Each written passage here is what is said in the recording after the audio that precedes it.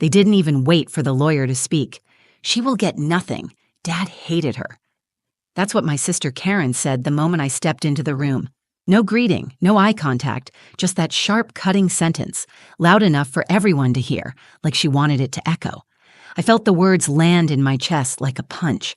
My grip on my son Eli's hand tightened. His small fingers curled back around mine, warm and trembling. I forced a smile down at him, thin and shaky, but he knew. He always knew. I hadn't even taken a seat yet, but the message was clear. I wasn't welcome. I wasn't family. I was just a loose end they were here to snip clean. Karen sat at the head of the table, perfectly poised in a gray pantsuit, her dark hair scraped into that tight bun she always wore when she wanted to feel superior. Her lipstick was sharp red, classic Karen, war paint for a battle I didn't know I'd walked into. Then came the voice I dreaded even more. My Uncle Rick, Dad's older brother, let out a dry laugh. He leaned back in his chair, fingers laced behind his head, that smug smirk of his spreading like oil across his face. "Even her kid knows she's worthless," Rick muttered, nodding toward Eli like he wasn't even human. Eli lowered his eyes to the floor. My heart cracked a little deeper. Around the room, a few heads nodded. My cousins, old neighbors, family friends I hadn't seen in years. People who'd long since picked sides, and I wasn't on theirs. I swallowed hard. My throat felt like sandpaper. The air was stale with the smell of dust, leather chairs, and whatever overly sweet perfume Karen had bathed in. I could feel my pulse in my ears, loud, hot, humiliating. I led Eli to the farthest chair at the end of the long mahogany table, away from the pack. The chair creaked when I sat. Eli climbed up beside me, his legs swinging above the floor, his hands folded in his lap like he was trying to disappear. Karen turned her head slowly toward me, and when our eyes met, she smiled. But there was no warmth in it, just pity soaked in poison. "You know this is pointless, right?" my sister Karen said, voice smooth and cold. "Dad rewrote the will, cut you out completely, said you were dead to him." I didn't respond. I couldn't. My tongue sat heavy in my mouth, useless. I just nodded slightly, like I understood. But inside, why did I even come? I thought maybe there'd be something. A note, a line, a sign he remembered me. Something to make it all make sense. Instead, I was back in the one place I promised myself I'd never return to, surrounded by people who made it clear they had already buried me, long before they buried him. And just as I was about to stand, to leave before they started carving up the estate like vultures, the door creaked open. Mr. Connors, my father's lawyer, entered the room, clutching a thick folder beneath his arm. He looked exactly the same, neatly pressed, tired eyes, and a face that gave nothing away. The room fell silent. Everyone sat up a little straighter. This was it. I braced myself for humiliation. I came expecting nothing, and I'd leave with exactly that. Or so I thought. Because what no one in that room knew, not Karen, not Rick, not even me, was that my son Eli had brought something with him, and with one sentence, he would unravel everything they thought they knew. "You forgot the video he recorded." It had been 8 years since I stepped foot in a room like this with my family. 8 years since I packed up a life they said I didn't deserve, took Eli, just 2 at the time, and left without looking back. Not because I wanted to, but because I had to. Because every conversation with my father, Charles, ended in silence or shouting. Because every family gathering felt like walking barefoot across glass while smiling for the camera. But now, I was back in a room that still smelled like cigar smoke and old anger. The irony? I didn't even know I was invited to the will reading. The envelope showed up 3 days after the funeral. No note, just the date, time, and address in Connor's formal script. For a moment, I wondered if it was a mistake. Maybe they meant to send it to Karen, or maybe it was just a cruel final joke. But Eli wanted to go. He looked at me with those wide, soft eyes, his voice quiet but certain. "We should go, Mom," he said.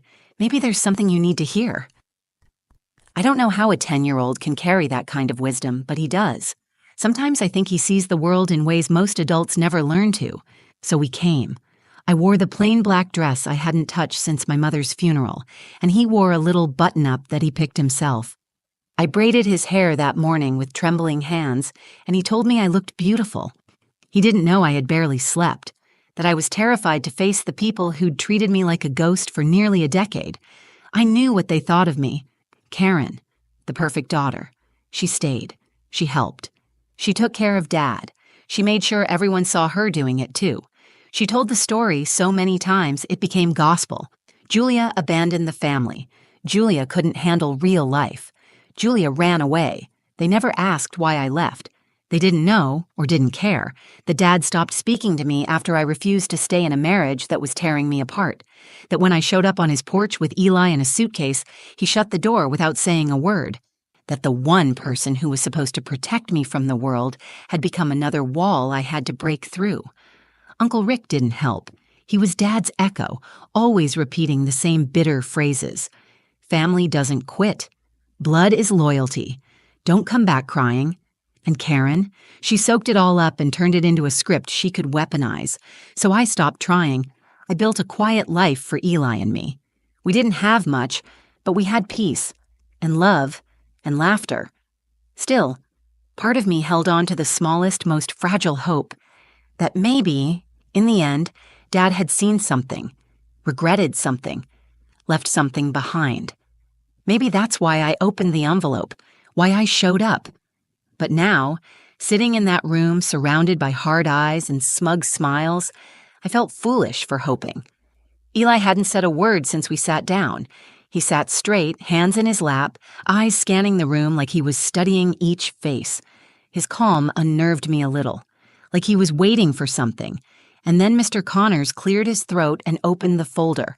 I leaned back in my chair and whispered to myself, "Just get through this. Don't let them see you break." But Eli? He was sitting on something bigger than grief, and before this was over, he'd prove he was the only one in the room truly listening to my father. Mr. Connors cleared his throat again, the way lawyers do when they want the room's attention without actually asking for it. He adjusted his glasses, flipped open the folder, and began reading the will like it was just another Tuesday.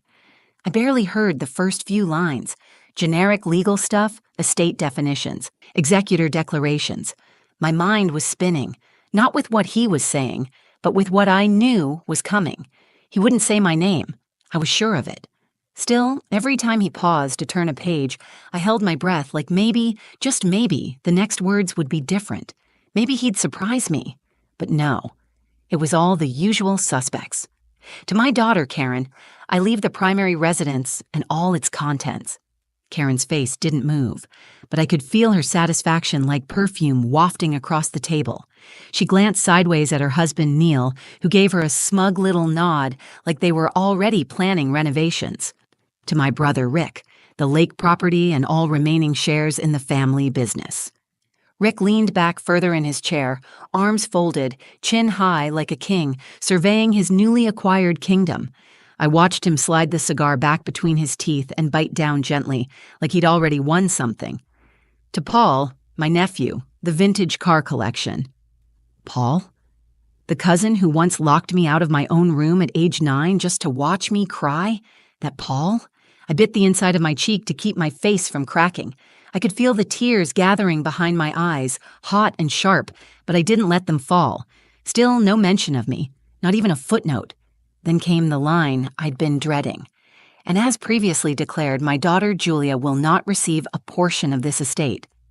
There it was. Simple. Final. Like a closing door. I felt like I'd been punched in the chest. Eli's fingers slipped into mine under the table. I hadn't even realized my hands were clenched in my lap. His touch brought me back, anchored me before I drifted too far. I could feel my heartbeat behind my eyes. My skin burned. And then came the whispers, low but intentional. Karen let out the softest scoff. "Told you," she muttered to Neil. Uncle Rick shook his head like it was all so predictable. "Takes a certain kind of person to walk away from her own father," he said louder than he needed to. The others, the cousins, the so-called family friends, didn't say much, but their silence was just as loud. I stared down at the wood grain on the table. The lines twisted and spiraled, almost hypnotic. It was easier to look at that than their faces. I could hear my own voice inside my head, flat and hollow. Why did I come? Why did I think he'd remember me? But then, Eli moved. He let go of my hand and sat up straighter. I felt the shift before I saw it. His voice cut through the tension like a tiny blade, soft but unshakable. "You forgot the video he recorded." The room froze. Karen blinked. Rick turned. Mr. Connors paused, pen still hovering over the page. I turned to Eli, confusion flooding my brain. "What video?" I asked, barely above a whisper. But Eli wasn't looking at me. He was looking straight ahead, steady, certain. He reached into his backpack and pulled out a small white envelope slightly crumpled but sealed tight. My name was on the front, but underneath it was Dad's handwriting. For the lawyer, only if it gets ugly. I didn't understand it yet, but Eli did.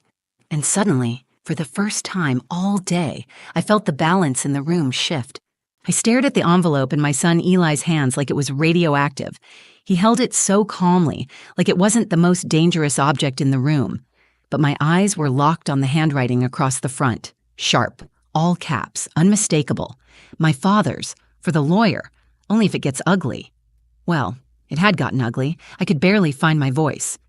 "Eli, where did you get that?" He looked up at me, his expression soft but steady. "Grandpa gave it to me a while ago. He told me to keep it safe." My heart stuttered. He gave it to you?" He nodded. "The day we visited him, just me and him, you were at work." I blinked hard, trying to pull memory into focus. I remembered that day. Eli had asked if he could go with my neighbor to drop off something at Dad's. It was the first time I'd let him go without me. I had no idea they even spoke. Now Mr. Connors reached across the table. "May I?" he asked gently, and Eli handed the envelope over without hesitation. The entire room leaned in. Karen was squinting like she couldn't make sense of it. Rick shifted in his seat, no longer slouched. For once, nobody had anything to say. The envelope made a quiet tearing sound as Connors opened it. Inside was a USB drive, small, black, ordinary. But my pulse kicked like it was a grenade. Connors furrowed his brow and pulled a note from the envelope, too. Another page in my father's handwriting. His eyes scanned it, and for the first time since he walked into the room, his composure cracked. Just slightly, but I saw it. He didn't speak right away. He just nodded slowly, like something unspoken had been confirmed. "Everyone," Connors said, his voice quieter now. "There is a video message from Charles Thomas, recorded before the final version of this will. It was sealed with instructions to be played only if this situation became contentious." His eyes flicked to Karen, then Rick. They both shifted in their chairs. Karen scoffed. "This is ridiculous. He didn't say anything about a video." Uncle Rick leaned forward, voice harder now. "We don't know what's even on that thing. Could be fake." Connors raised a hand. "It's time-stamped, authenticated. I recognize the handwriting and signature, and per his instructions, I'm legally bound to play it." He plugged the USB into a sleek black laptop sitting on the desk beside him. The screen flickered to life, the logo dissolving into a black frame with a single word: play. The air in the room changed. No one spoke, no one moved. I could feel my heartbeat in my fingertips. I gripped the arms of my chair like they might keep me from floating off into some other world. My breathing was shallow, shaky. Why would Dad leave a video? Why to Eli? What could he possibly want to say now after everything? Eli didn't look nervous. He just sat still, eyes on the screen like he already knew what was coming. Karen looked pale now. Her lips were pressed into a tight line. Rick had stopped chewing his cigar. I wanted to run. I wanted to cry. I wanted to scream. But mostly, I wanted to know. Connors hit the spacebar. The screen went black for half a second, then flickered, and suddenly there he was, my father, older, thinner, sitting at his desk, wearing that navy sweater I bought him for his last birthday, the one I didn't know he'd ever worn. His hands were folded, his expression not cold, just tired. He looked straight into the camera, and then he started to speak. I didn't breathe. Not when the screen lit up. Not when I saw his face. Not when I heard the first two words leave his mouth. "Hi, Julia." He looked older than I remembered. His skin had thinned. His once proud posture had softened. But it was still my father, Charles Thomas, sitting at that worn oak desk with the antique globe behind him, just like when we were kids. Only this time, his expression wasn't stern or distant. It was human. "If you're watching this," he continued, "I'm gone, and I'm guessing things didn't go well at the reading." His hands were clasped in front of him, fingers twitching slightly. A small, nervous habit I had, too. "I didn't expect peace between you and the family. I know what they think of you. Hell, I know what I said about you." He looked down, swallowed. And I was wrong. My breath caught in my throat. My nails dug into the armrest of my chair. Eli glanced up at me, but I couldn't look away. I believed what Karen told me. I believed Rick. I believed that you left because you didn't care. I didn't ask questions. I didn't listen to you. Not once. You tried, and I shut the door in your face, on you and Eli. I heard Karen shift in her chair, sharp and uncomfortable. I didn't look at her. I couldn't. Dad's voice cracked, just barely. "I thought being strong meant being proud, that if you walked away it was betrayal. But strength is showing up. It's protecting your child, and you did that. You did what I couldn't." His eyes glistened. My own vision blurred. I met Eli one day when he stopped by. Just the two of us. That kid. He didn't say much, but when I asked him about you, he just said, "My mom is the safest place in the world." My hand flew to my mouth. "I lost you, Julia. I see that now. I lost my daughter because I couldn't stop being right long enough to love you the way you needed. But I won't let my last act be pushing you away again." He cleared his throat and looked straight into the camera, steady. So I changed the will. There was a collective gasp in the room. Someone's chair creaked. Rick's, maybe. Karen muttered something under her breath, but I couldn't hear it. I could barely hear anything but the sound of my father's voice. "I've left the house to you and Eli. The savings, the retirement fund, it's yours, and a college trust for Eli. I know it doesn't fix what I broke, but I want you to have the peace I couldn't give you when I was alive." He paused, then leaned slightly closer to the camera. "And if they're angry, let them be angry. You earned this. You lived through all of it and never stopped being a mother. That's more than I ever managed." A lump formed in my throat so big I could barely breathe. "I'm proud of you. And I love you, Julia. Always did. I just didn't know how to show it." And then, just before the video faded to black, he added quietly, "Take care of my grandson. Tell him, thank you." The screen went dark. No music, no transition, just silence. Pure, still, holy silence. Around me, chairs squeaked, someone sniffed, but I didn't move. I sat there, hand over my mouth, tears slipping down my cheeks, feeling like something I didn't even know I was carrying had finally been lifted after all the years of noise, of blame, of exile, of silence. He heard me. He finally heard me. And in the quiet that followed, no one could take that away. No one spoke when the screen went black. Not Karen, not Rick, not the cousins or the family friends who once smiled politely while ignoring the weight I carried. Even Mr. Connors sat still, his hand frozen above the mouse, as if stopping the video had also stopped time. And maybe, in a way, it had. I don't know how long I sat there. My hand was still over my mouth. My cheeks were wet, but I hadn't noticed the tears falling until I felt Eli's hand slip into mine again. He wasn't crying. He just looked up at me with this small, knowing smile, like he'd been waiting the whole time for the truth to finally find a voice. I leaned down and kissed the top of his head. My heart ached with something too big for words. Love, relief, grief, all knotted together. Across the room, Karen stood abruptly. Her chair screeched against the floor. She picked up her bag with shaking hands and walked out without a word. Her husband trailed behind, red in the face, mumbling something under his breath. Rick stayed seated longer, jaw clenched, eyes fixed on nothing. When he finally stood, he looked at Connors like he wanted to argue. But even he knew there was nothing to fight. My father had spoken. His truth was now unignorable. The others followed, one by one. Some couldn't meet my eyes. A few offered quiet nods. Pity or maybe respect. I couldn't tell. Soon, it was just the three of us left. Connors gently closed the folder and cleared his throat. "There will be some paperwork," he said, voice softer than before. "But everything's in order." I nodded. I didn't know what to say. What could I say? He gave a small smile, genuine, and left us alone in the room. The silence that followed wasn't the same kind I had grown used to. This silence was peaceful, whole, like something had finally settled into place. I looked at Eli, still holding my hand, still looking at me like I was the strongest person in the world, and maybe, in his eyes, I was.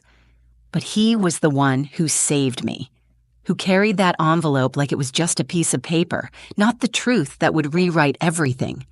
We stayed a little longer. I don't know why. Maybe I just needed time to breathe. Maybe I wanted to sit in the one room where, for the first time in years, I felt like I belonged. I kept hearing Dad's voice in my head. "I'm proud of you." 3 words I thought I'd never hear, words I needed more than I ever admitted. I thought about everything I'd carried, years of silence, of being blamed, of being erased, and now I wasn't erased. I was seen, heard, remembered. I looked at Eli again. "Thank you," I whispered. He tilted his head. "For what?" "For being braver than me," I said, "for holding on to something that mattered." He smiled. "I just wanted you to hear him." And I had. Not just in the video, but in the shift that came after, in the peace that filled the room once everyone else had left. That's the thing about truth. It doesn't always come when you want it, but when it does, it changes everything. So, no, I didn't walk out of that room broken. I walked out holding my son's hand with my father's words still echoing in my chest. I walked out whole. And that silence finally meant something. If this story meant something to you, if you've ever been pushed aside, misjudged, or made to feel like your voice didn't matter, just know this: you are not invisible. And sometimes the truth takes time, but it will come to light.